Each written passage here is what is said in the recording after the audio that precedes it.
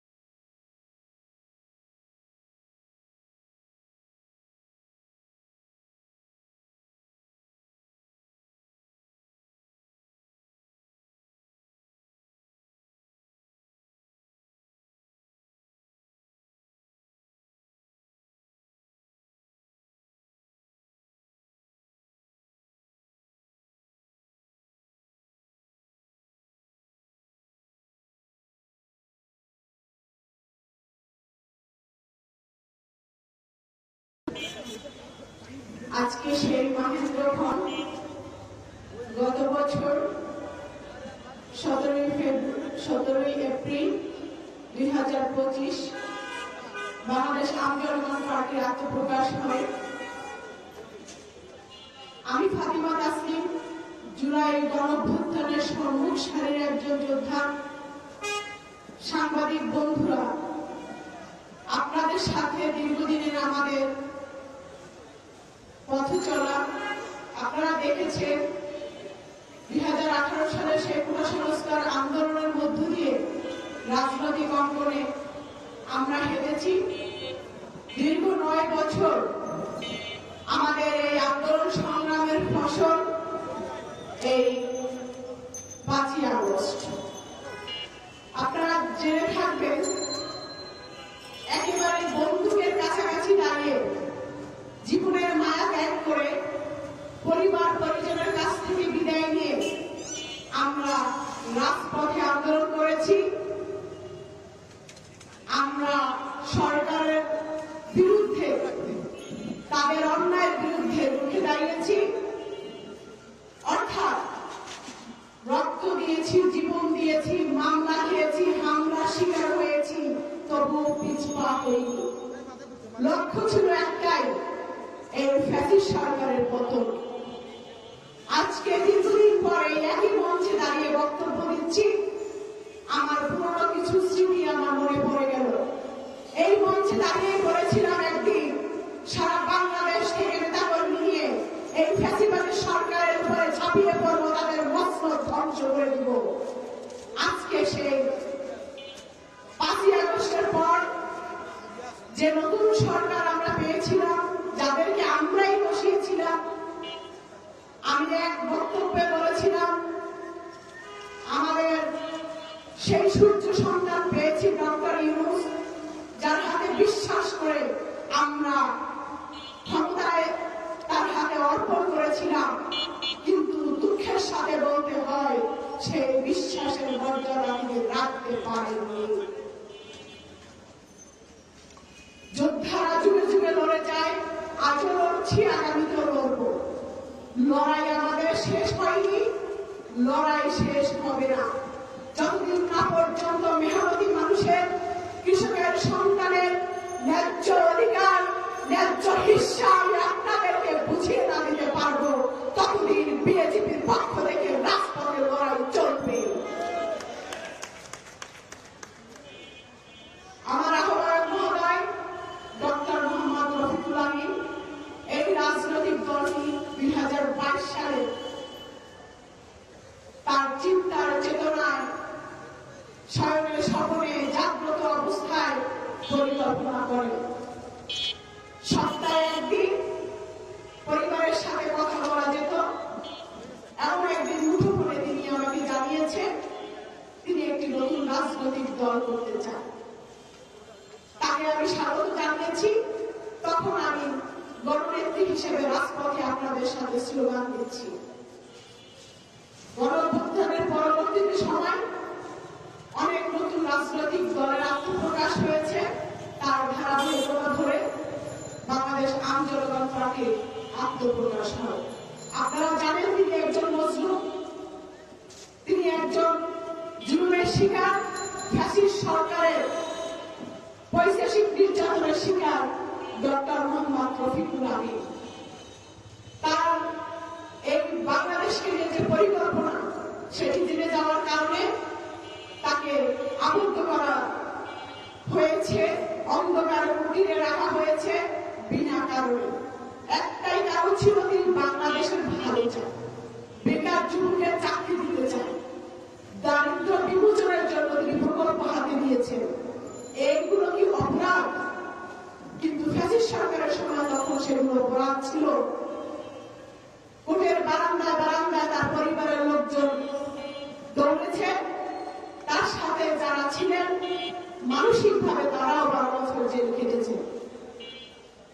রাজনৈতিক স্বার্থে, দেশের স্বার্থে আরো বৃহত্তর পরিকল্পনা নিয়ে আপনাদেরকে নিয়ে কাজ করব বলে আমরা আহ্বায়ক সদস্য সচিব হিসেবে সর্বকালীন সময়ের জন্য দায়িত্ব পালন করি।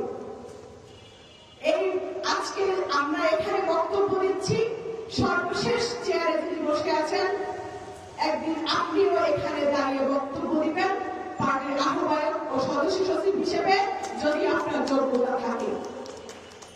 এই বিএনপি কোন পরিবারতন্ত্র না, আমাদের রাজনীতি পরিবারতন্ত্রের বাহিরে। আমার বাড়ি বরিশাল, আহ্বায়কের বাড়ি নোয়াখালী, অতএব পরিবারতন্ত্র হওয়ার কোন সুযোগ নাই। এবং আমি আমার জায়গা থেকে ঘোষণা দিয়ে যাচ্ছি, আমার পরিবারের মানুষ কখনো এই রাজনৈতিক দলে সম্পৃক্ত হবে না। এবং আহ্বায়ক এটি ইতিমধ্যে ঘোষণা দিয়েছেন, সে কখনো নির্বাচনে অংশগ্রহণ করবে না এবং সংসদে সে যাবে না, আপনাদেরকে পাঠাবে। অর্থাৎ এখানে সকল শ্রেণী পেশার মানুষের সংসদে যাওয়ার অপশন রয়েছে। রাজার ছেলে সে যদি অযোগ্য হয়, তখন সে রাজসিংহাসনে বসবে, এমন কুচক্রী, এমন অব্যবস্থাপনা বিএনপিতে নেই। যিনি যোগ্য তাকে যোগ্য স্থানে দেওয়া হবে। আজকে আমরা কি দেখতে পেয়েছি? নাম সর্বস্ব ব্যাগের ছাতার মতো কিছু রাজনৈতিক দলকে নির্বাচন কমিশন নিবন্ধন দিয়েছে। তাদের যে স্পর্ধা, তাদের যে অবস্থান, তাদের যে দলীয়করণ, তাদের যে নতজান, তারা যে দালাল, সেটি অলরেডি স্পষ্ট হয়ে দাঁড়িয়েছে। তারা আমাদের টাকায়, আমাদের ট্যাক্সের টাকায় তারা বেতন নিয়ে আমাদের সাথে বৈষম্য করেছে। আজকে তারা যখন আমার সাথে বেইমানি করেছে, আমার পার্টির নেতাকর্মীর সাথে বেইমানি করেছে, তারা হারাম উপার্জন খেয়েছে। কারণ সারা বাংলাদেশ থেকে 123টি উপজেলা এবং 23টি জেলা কমিটি দিয়েছি। প্রতিটি উপজেলা থেকে 200 সমর্থকের আইডি কার্ড সহ আমার কেন্দ্রীয় নেতাকর্মীদের সকল তথ্য তাদের কাছে সাবমিট করার পর সকল বিষয়ে তারা সন্তুষ্ট হয়ে গণবিজ্ঞপ্তি জারি করে। বাংলার ইতিহাসে কোথাও এই গণবিজ্ঞপ্তি জারি করার পর সেই দলকে নিবন্ধন দেওয়া হয়নি। তারা উপরের মহলে ইশারায় তারা আমাদেরকে নিবন্ধন দেয়নি। আমি ফাতিমা নাসরিন এই পল্টন ময়দান থেকে নির্বাচন কমিশনার কাছে একটি প্রশ্ন ছুড়ে দিতে চাই, স্পষ্টভাবে বলুন, সেই উপরের মহলে কারা, কাদের দালালি করছে? তারা তো আপনাদেরকে বসায়নি, বসিয়েছি আমরা। আপনারা যখন এসি রুমে ছিলেন, তখন আমরা পল্টন ময়দানে টিয়ার গ্যাস খাই, তখন আমাদের নামে 16টা ডিজিটাল নিরাপত্তা আইনের মামলা হয়, তখন আমরা গুম হই, তখন আমরা খুন হই, তখন আমরা মামলা স্বীকার করি। আজকে আপনাদেরকে আমরা এই পরিবর্তিত সভায় আজকে প্রমোশন পেয়ে আমাদের সাথে আপনারা প্রমোশন করছেন। উপরে একজন আছে, দিন শেষে মুসলমান আপনি, আমার কাছে তার হাসরের ময়দানে সমস্ত নেতাকর্মীর কাছে আপনার এই জবাবদিহিতা করতে হবে। আপনি দিন শেষে যখন আয়নার সামনে দাঁড়াবেন, তখন আপনি জেনে রাখবেন আপনি একজন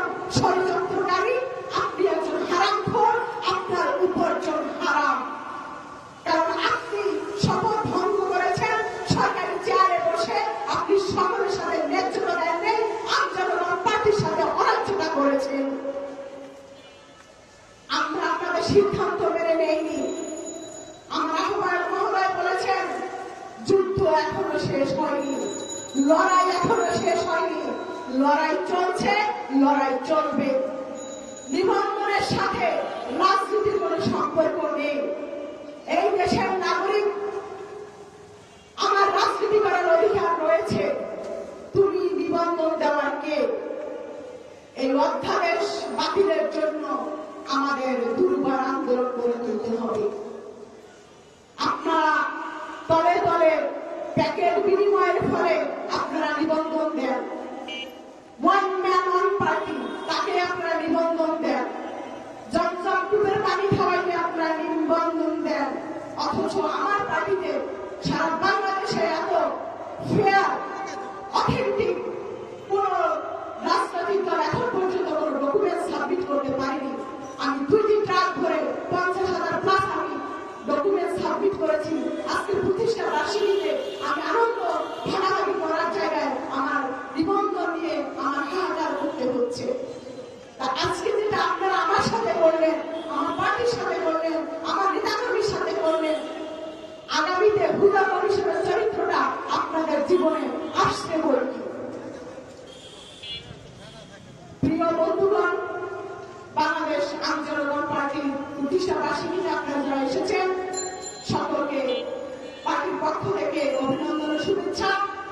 আমাদের পার্টির যে মহাপরিকল্পনা রয়েছে, দারিদ্র বিমোচন, যুবকদের কর্মসংস্থান, নারীর ন্যায্যতা, নারীর অধিকার প্রতিষ্ঠার লক্ষ্যে কাজ করা, নারীর আর্থসামাজিক উন্নয়নের লক্ষ্যে কাজ করা এবং দুর্নীতির বিরুদ্ধে জিরো টলারেন্স ঘোষণা করা, আমলাতান্ত্রিক জটিলতা থেকে বেরিয়ে আসা এবং দলমত নির্বিশেষে সকলকে মত প্রকাশের স্বাধীনতা দেওয়া, সবুজ পরায়ণ বাংলাদেশ করা এবং সেই সাথে অহিংস রাজনীতি চর্চা করা, এই বিভিন্ন ধরনের এজেন্ডা নিয়ে আমরা কাজ করছি।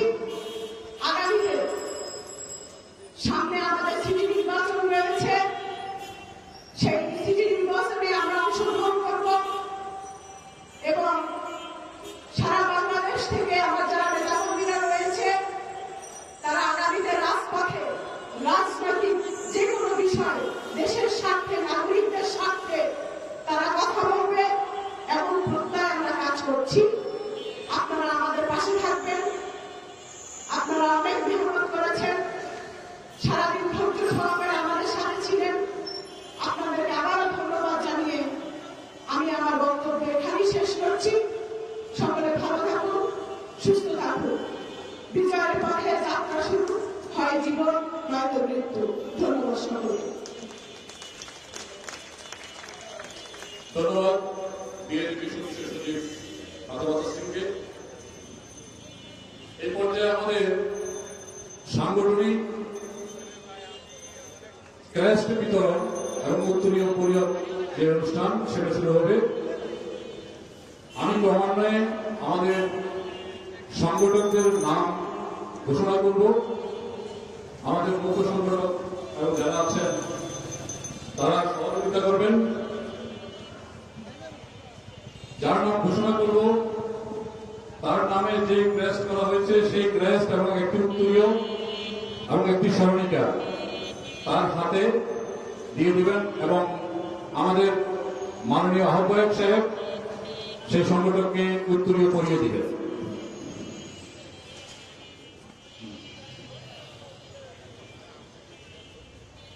সর্বপ্রথমে আমি যার নাম ঘোষণা করছি, আমাদের বিএনপির গুরুত্বপূর্ণ একটি দপ্তর, সেটি হচ্ছে সহ দপ্তর সম্পাদক বেলাল হোসেন ইব্রাহিম।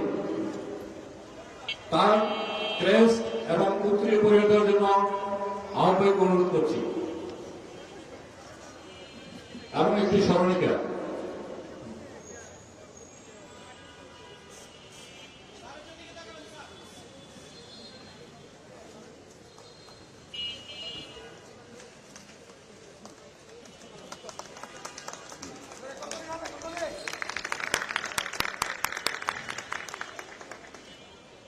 ধন্যবাদ।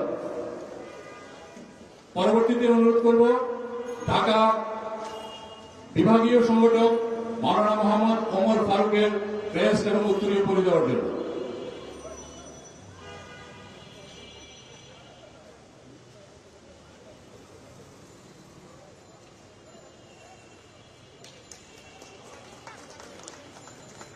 এর পরবর্তীতে চট্টগ্রাম বিভাগীয় সংগঠক মোহাম্মদ মোশাররফ হোসেন থেকে উত্তরীয় পরিয়ে দেওয়ার জন্য অনুরোধ করছি, সাথে ক্রেস্ট এবং একটি স্মরণিকা দেওয়ার জন্য অনুরোধ করছি। আমরা যারা দর্শক আছি সবাই করতালির মধ্যে একটু তাদেরকে উৎসাহিত করি। আপনারা যারা আছেন সবাই একটু করতালি দিয়ে আমাদের সমগ্র বাংলাদেশের সংগঠকদেরকে আমরা একটু উৎসাহিত করি। আমাদের 1 বছর যে সাংগঠনিক কার্যক্রম হয়েছে পুরো বাংলাদেশে, তাদের এটি প্রাপ্য, তাদের এটি সম্মান। আমরা এই সংগঠন থেকে অবশ্যই আমরা দিচ্ছি এবং সবাই একে স্বতঃস্ফূর্তভাবে তাদেরকে উৎসাহিত করছি। তার পরবর্তীতে রাজশাহী বিভাগীয় সংগঠক মোহাম্মদ মাসুদ পারভেজ ভাইকে তার ক্রেস্ট এবং উত্তরীয় পরিয়ে দেওয়ার জন্য অনুরোধ করছি।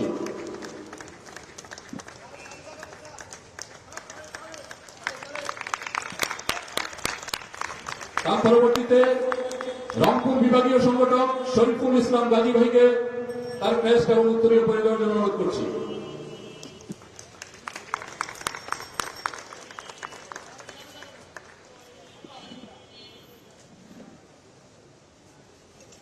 পরবর্তীতে সিলেট বিভাগীয় সংগঠক কাজল সাহাকে উত্তরীয় পরিয়ে দেওয়ার জন্য অনুরোধ করছি, ক্রেস্ট এবং স্মরণিকা।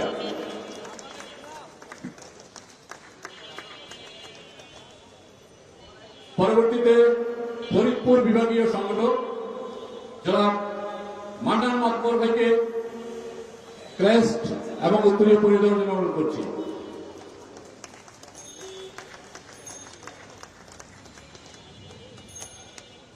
তার পরবর্তীতে বরিশাল বিভাগীয় সংগঠক মহিবুল ইসলাম তপন ভাইকে ক্রেস্ট এবং উত্তরীয় পরিয়ে দেওয়ার জন্য অনুরোধ করছি।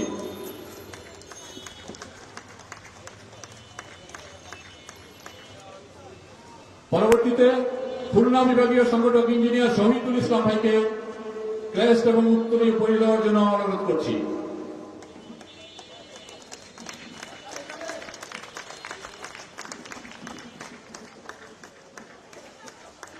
এরপর ময়মনসিংহ বিভাগীয় সংগঠক মোহাম্মদ আবুল হাসান ভাইকে ক্রেস্ট এবং উত্তরীয় পরিয়ে দেওয়ার জন্য অনুরোধ করছি।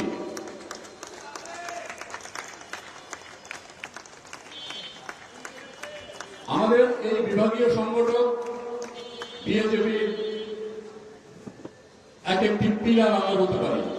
সমগ্র বাংলাদেশ ব্যাপী যে সাংগঠনিক কর্মযজ্ঞ তারা চালিয়েছেন এবং আমাদের নির্বাচন কমিশনে যে ডকুমেন্টস আমরা জমা দিয়েছিলাম, আপনারা জানেন এই বিভাগীয় সংগঠকরা ব্যাপকভাবে তারা পরিশ্রম করেছেন আমাদের এই। এখন উত্তরীয় পড়িয়ে দিচ্ছেন কুমিল্লা বিভাগীয় সংগঠক আবুল কালাম আজাদ। সকলেই সজোরে করতালির মাধ্যমে আমরা শুভেচ্ছা জ্ঞাপন করছি। আমাদের পার্টির মুখ্য সংগঠক সোহেল রানা সম্পদ উত্তরীয় পড়িয়ে দিচ্ছেন আহ্বায়ক। সকলে আমরা করতালির মাধ্যমে আহ্বান জানাচ্ছি। প্রত্যেকটি ব্যক্তি অসামান্য অবদান রেখেছেন আমাদের এই পার্টির গত 1 বছরে।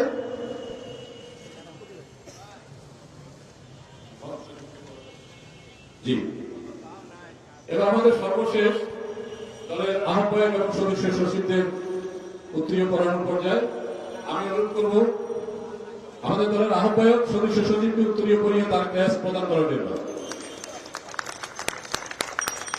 সবাই একটি করতালি নিয়ে আমরা আরো জোরে। ধন্যবাদ। এবার অনুরোধ করবো আমাদের সদস্য সচিব এবং সংগঠক বৃন্দ আমাদের প্রাণপ্রিয় আহ্বায়ককে ক্রেস্ট এবং উত্তরীয় পরিয়ে দেওয়ার জন্য অনুরোধ করবো। সকলে মিলে আমাদের আহ্বায়ককে সম্মানিত করব ক্রেস্ট এবং উত্তরীয় পরিয়ে। সবাই মিলে একটু তালি দিবেন সকলে। আরো জোরে তালি হবে, আরো জোরে। ধন্যবাদ।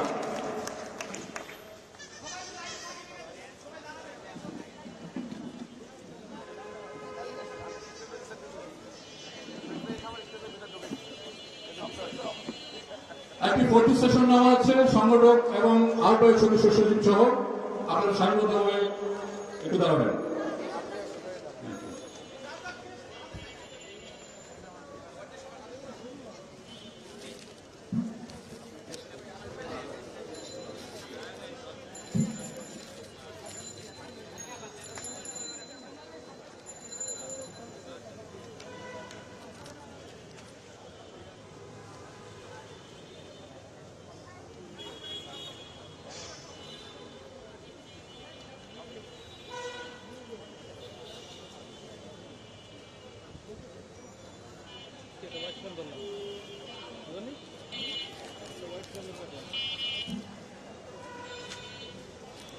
থ্যাংক ইউ, আপনাদেরকে অনেক অসংখ্য ধন্যবাদ।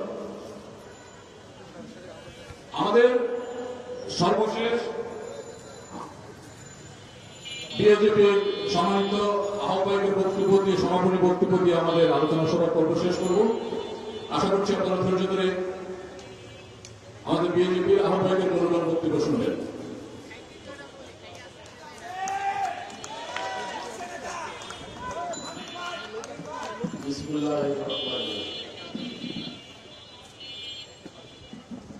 বাংলাদেশ আন্দোলন পার্টি বিএজেপির প্রথম প্রতিষ্ঠা বার্ষিকী আজ এই মহতী অনুষ্ঠানে উপস্থিত নেতাকর্মী, সম্মানিত সমর্থক, উপস্থিত গণমাধ্যমের বন্ধুরা এবং অন্যান্য দলে আলোচিত অতিথিবৃন্দ, আসসালামু আলাইকুম।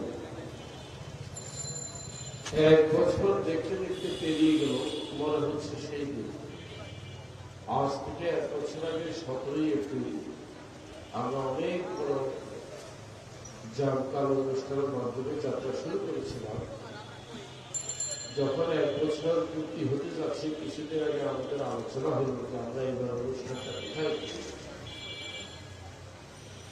সংগঠকের সবার সমর্থনে সিদ্ধান্ত হলো যে আমরা অফিসের সামনে এই জায়গায় মঞ্চ করে আমরা অনুষ্ঠান করব, যেন পথচারীরা যাতায়াত করতে যেন দেখে আমাদের কর্মকাণ্ড আছে। কারণ দুঃখজনক হলো সত্যি আমাদের কর্মকাণ্ড নাকি মাননীয় ইলেকশন কমিশনাররা দেখেনি। আমার মনে আছে ওনারা আমাকে দেখে বললেন, আপনার তো কোনো রাজনৈতিক কর্মকাণ্ড নেই। তা আমি ভাবলাম রাজনৈতিক কর্মকাণ্ড মানে কি রিক্সা ভাঙচুর করা, অগ্নিসংযোগ করা, গাড়িতে আগুন লাগানোর নাম রাজনৈতিক কর্মকাণ্ড? উনি কি বুঝাইতে চাইলেন বুঝলাম না। যাই হোক, আমাদের রাজনীতি হবে সম্পূর্ণ ভিন্ন ধারা। আমরা কতগুলো উদ্দেশ্য আদর্শ নিয়ে কিন্তু আমরা এই রাজনৈতিক দল সংগঠন এই গঠন করেছি। আমাদের যদি আপনারা দলের পতাকাটার দিকে একটু খেয়াল করেন, করবেন নিচের অংশে সবুজ, উপর অংশে লাল। এটা একটা অর্থ বহন করে। কিন্তু লাল হচ্ছে সবুজের ভূমির উপরে লাল সূর্য উদিত হচ্ছে, আশার আলো উদিত হচ্ছে, আর সেখানে 9টি তারকা চিহ্ন আছে। এই 9টি তারকা চিহ্ন হচ্ছে আমাদের মূল উদ্দেশ্য। আমি কারাবাসে থাকা অবস্থায় অনেক মানুষকে নির্যাতিত হয়ে দেখেছি, আমার পাশাপাশি বিচারহীনতা দেখেছি, বছরের পর বছর বিচার ছাড়া সাজা ভোগ করতে দেখেছি। আমি এমন লোকও দেখেছি 36 বছর কারাবাসে আছে, তাকে নাকি কখনো আদালতে ডাকা হয় না। তখন আমি পত্রিকায় নিউজ করিয়েছি সেই লোকের নামে। তারপরে কিছুদিন পরে তার তলব নড়ছে এবং তাকে ছেড়ে দেওয়া হয়। বর্তমানে আমাদের দেশে প্রায় 97 লক্ষ মামলা বিচারাধীন। শুধুমাত্র সৎ উদ্দেশ্যের অভাবে কিন্তু এই মামলাগুলোর কোনো নিষ্পত্তি হচ্ছে না। সঠিক বিচার হওয়ার আগেই সাজা খেতে ফেলতেছে। আমাকে যে মামলায় সাজা দেওয়া হয়েছে সেটা সর্বোচ্চ সাজা দেওয়ার নিয়ম ছিল 12 বছর, কিন্তু আমি সাজা খেটেছি 12 বছর 3 মাস 5 দিন, কারণ বিচার কাজ শেষ হচ্ছে না। তাই চিন্তা করলাম প্রথমেই নামতে হবে এই বিচার ব্যবস্থা সংস্কার দিয়ে। ব্যাপক সংস্কার করতে হবে, মানুষ যেন তার ন্যায্য অধিকার পায় বিচারের। আমি কিন্তু বাংলাদেশের বিচারেরটা প্রতিবেশী দেশগুলোর মধ্যেও দেখিনি। একটু দূরে গেলেও যারা আগে একসময় আমাদেরকে শোষণ করেছিল বলে আমরা ৭১ যুদ্ধ করেছি, তাদের দেশেও কিন্তু এই বিচারহীনতা নাই। অথচ মামলার বোঝা নিয়ে মানুষ তার সুবিচার আশায় ঘুরে ঘুরে জীবন শেষ করে ফেলতেছে। মামলা শেষ হয় না, তার জীবনটা শেষ হয়ে যায়। বর্তমানে অবক্ষয়ের পথে রাষ্ট্র ব্যবস্থা। আমরা এতবার যুদ্ধ করতে হবে কেন? কেন আমাদেরকে ৫৭ থেকে এ পর্যন্ত এতবার যুদ্ধ করতে হবে স্বাধীনতার জন্য? বাঙালি জাতি কি অপরাধ করেছে, কি অন্যায় করেছে যে বারবার আমাদেরকে আমাদের অধিকার প্রতিষ্ঠার জন্য যুদ্ধ করতে হবে? সর্বশেষ এই জুলাইয়ের যুদ্ধ যখন চলে তখন আমি কারাবাসে আছি। আমার দেখার সৌভাগ্য হয়েছে তখন যে কি হচ্ছে, কোন একটা কৌশল আমি দেখতে পেরেছি। তাই আমরা আর যেন প্রাণহানি না ঘটে, আর যেন স্বৈরাচারী সরকারের সৃষ্টি না হয়, আর কোনো যেন সুবিধাবাদী দল কৌশল করে ইঞ্জিনিয়ারিং করে ক্ষমতায় না আসতে পারে, সেটার বিরুদ্ধে আমাদের আন্দোলন চলবে। আমি একজন ব্যবসায়ী হিসেবে পরিচিত ছিলাম, কিন্তু সমস্ত ব্যবসা পরিবেশের বাণিজ্য পরিবেশ কিন্তু অবরুদ্ধ। ব্যবসা করার কোনো সুযোগ নেই। চাঁদাবাজের ভাবে, আমলাতান্ত্রিক জটিলতা, যেখানে যাবেন সেখানে ঘুষ, দুর্নীতি। আপনারা খেয়াল করে দেখেন, বিগত সরকারগুলোর আমলে শেয়ার বাজার আর ব্যাংক খাতে কি পরিমাণ লুটপাট হয়েছে। এরা কারা করেছে? অপরাজনীতিবিদরা। রাষ্ট্রযন্ত্রের অপব্যবহার, মিথ্যা ও ভিত্তিহীন মামলার মাধ্যমে ব্যবসায়ীদেরকে হয়রানি করা হয়, আমাকেও হয়রানি করা হয়েছে। এটার বিরুদ্ধে আমাকে সোচ্চার হতে হবে। গ্রামীণ জনপদের যে দুর্দশা, বাংলাদেশের প্রায় ৭০ থেকে ৮০% মানুষই হচ্ছে কৃষিজীবী, কিন্তু তাদের জন্য পর্যাপ্ত পরিমাণ ভর্তুকি সহযোগিতা নেই, এবং সেটা রাজনীতিকরণ করে প্রকৃত কৃষকদেরকে বঞ্চিত করা হয়, আর রাজনীতিবিদদের পকেটে এই টাকা ঢুকে যায়। খেটে খাওয়া মানুষেরা দূষণ, জলাবদ্ধতা, মৌলিক সেবার ঘাটতিতে এক দুর্বিষহ জীবন কাটাচ্ছে। তাদের শিশুদের শিক্ষার অধিকার নাই, তাদের সুচিকিৎসার অধিকার নাই। তাই আমার দুইটি তারকা হচ্ছে, একটি হচ্ছে ১৭-১৮ বছর অর্থাৎ ইন্টারমিডিয়েট পর্যন্ত আমরা বিনামূল্যে চিকিৎসার ব্যবস্থা করব এবং শিক্ষার ব্যবস্থা করব, আর এরপরে মিনিমাম একটা চিকিৎসা খরচ দিয়ে সে চিকিৎসা করবে। চিকিৎসা এবং শিক্ষা দুইটাই কিন্তু আপনার জন্মগত অধিকার, এগুলো নিয়ে ব্যবসা করা যাবে না। দিনমজুর শ্রমজীবীদের আয় এমন পর্যায়ে এসে দাঁড়িয়েছে যে তাদের ন্যায্য পাওনাটা পর্যন্ত সঠিক সময় বুঝিয়ে দেওয়া হয় না। তাই আমি পরিকল্পনা করেছি, আম জনগণ পার্টি মানুষের, শ্রমিকদের ন্যূনতম মজুরি ২৫,০০০ টাকার জন্য আন্দোলন করবে। এটা দিতে হবে, কারণ এটা দেওয়া সম্ভব। আমরা রাজনীতি করছি জনগণের জন্য, নিজেদের পকেট ভারী করার জন্য না। তাই আমি বলেছিলাম, আমাকে বারবার দলের থেকে জিজ্ঞাসা করতে হবে নেতা কর্মীরা, আপনি সংসদে যাবেন না, কোন আসন থেকে দাঁড়াবেন, কি মন্ত্রী হবেন? শুনলে অবাক হবেন যে তারা এমন কথাও বলেছে, আমি এভাবে বলতে চাচ্ছিলাম না, যে কিছু কিছু লোক বলেছে আপনি মন্ত্রী হলে আপনাকে মন্ত্রী করা যায়। আমি বললাম, আমি তো চাকরি করবো না। বলে তার মানে? আমি বললাম, এটা চাকরি, আমি ব্যবসায়ী, আমি ব্যবসায়ী করবো। তো রাজনীতি করছেন কেন? রাজনীতি করছি আমি সঠিক লোকদেরকে পার্লামেন্টে পাঠাতে চাই, যুব সমাজকে প্রশিক্ষিত করে তাকে পার্লামেন্টে পাঠাতে চাই, যেন আগামীতে দুর্বৃত্তরা আর পার্লামেন্টে না যেতে পারে। একই চেহারা দেখতে দেখতে অস্থির হয়ে গেছি।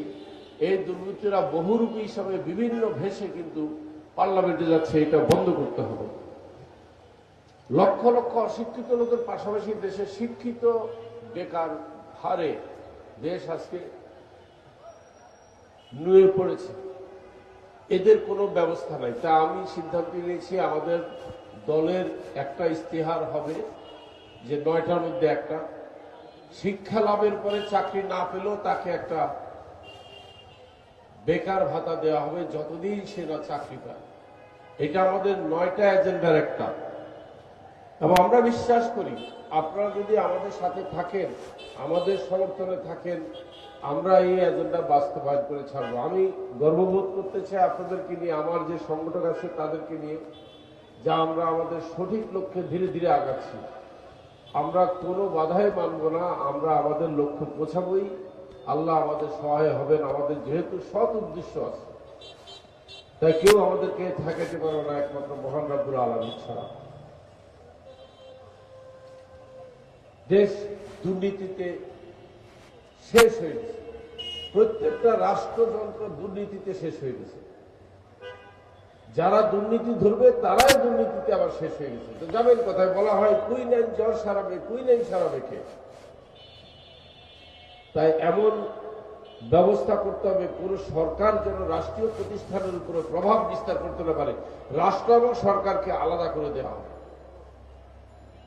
রাষ্ট্র রাষ্ট্রের মতো চলবে, সরকার তার নিজের দায়িত্ব পালন করবে। আমরা আগামীতে ইনশাল্লাহ যখনই নির্বাচন হবে, জাতীয় নির্বাচন, আমরা সেটার জন্য প্রস্তুত আছি এবং আরো ভালোভাবে প্রস্তুতি আমরা নিচ্ছি। হয়তো আগামী প্রতিষ্ঠা বার্ষিকীতে আমাদের কাছ থেকে একটা সঠিক দিক নির্দেশনা আপনারা পাবেন যে আমরা আপনাদের জন্য কি করতে যাচ্ছি। আমরা জনগণের পাশে আছি, জনগণ আমাদেরকে, আমাদের হাতকে শক্তিশালী করেন।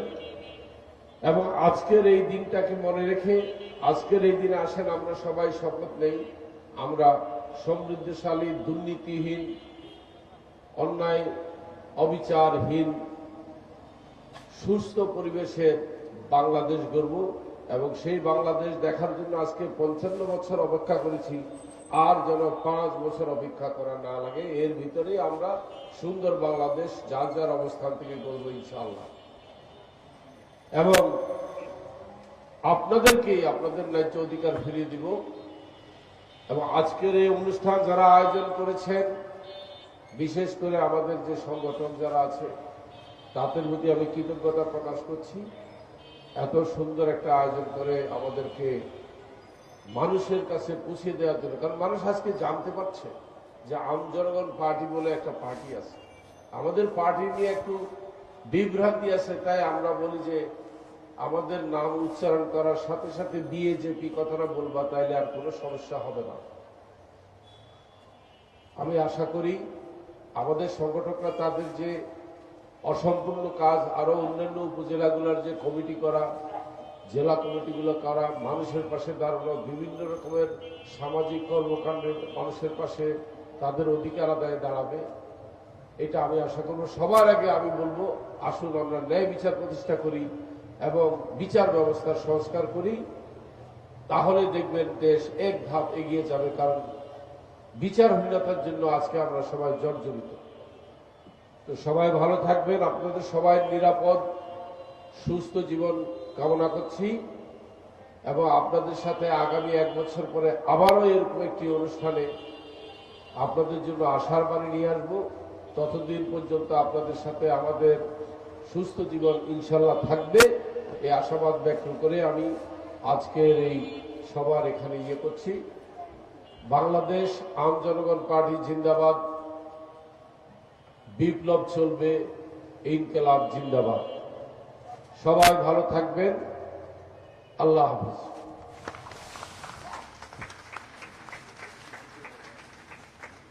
এখন আমাদের, আপনারা ধৈর্য ধরে বলবেন, আমাদের 3য় পর্বে সাংস্কৃতিক অনুষ্ঠানের ব্যবস্থা আছে, সেটা অবশ্যই উপভোগ করে যাবেন। ধন্যবাদ। ধন্যবাদ বিএজেপির সম্মানিত আহ্বায়ক। আজকের এই অনুষ্ঠান এই বক্তব্যের মধ্যে দিয়ে শেষ হল। আমাদের 3য় পর্বের সাংস্কৃতিক অনুষ্ঠান শুরু হবে, আপনারা একটু ধৈর্য ধরে অপেক্ষা করবেন। মঞ্চের সঙ্গীতের যে যন্ত্রপাতি এবং সাউন্ড সিস্টেম সেট করার জন্য আমাদেরকে একটু সময় দিতে হবে। সেই সময় পর্যন্ত একটু অপেক্ষা করবেন। আমাদের শিল্পীবৃন্দরা এখনই মঞ্চে উপবিষ্ট হবেন। আপনারা একটু ধৈর্য ধরে সাংস্কৃতিক অনুষ্ঠান উপভোগ করবেন। ধন্যবাদ আপনাদেরকে।